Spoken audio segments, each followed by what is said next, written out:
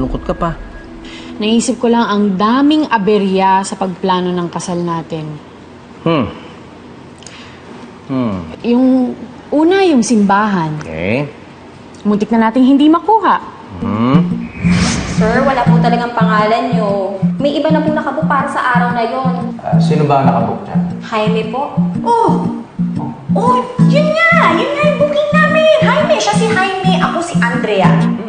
Pero ma'am, hindi po Andrea ang pangalan ng bride. Lucille. Tapos, natumba pa ako dun sa reception venue. Can I see?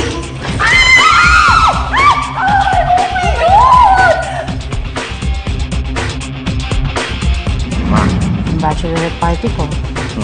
May nangyaring masama kay Lucille, kaya hindi mo ako napuntahan. Huwag ka lang, Lucille. Buka. Ano nga sila?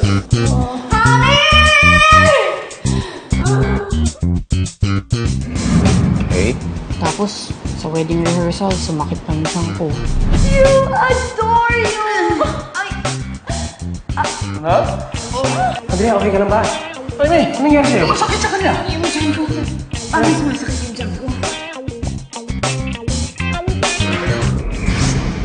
Yun. Tapos, ngayon naman, yung wedding gown ko.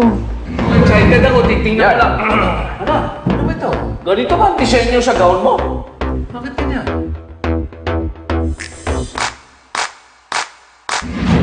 Feeling ko talaga may kumukontra sa kasal natin eh. May kumukontra kaya? Sino kaya yon? Si Lucille. Si Lucille. Si Lucille? Imposibleng si Lucille. Kilala ko yun. Hindi niya magagawa yun. Okay, Andrea. Huwag mo nang iisipin yung mga sinasabi ni Lucille, okay?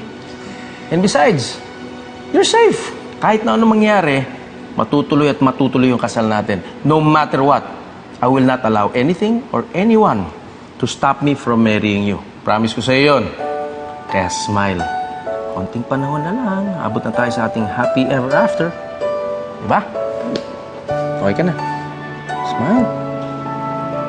Yan. Tuloy mo lang. Yan. Mas maganda kapag ganyan.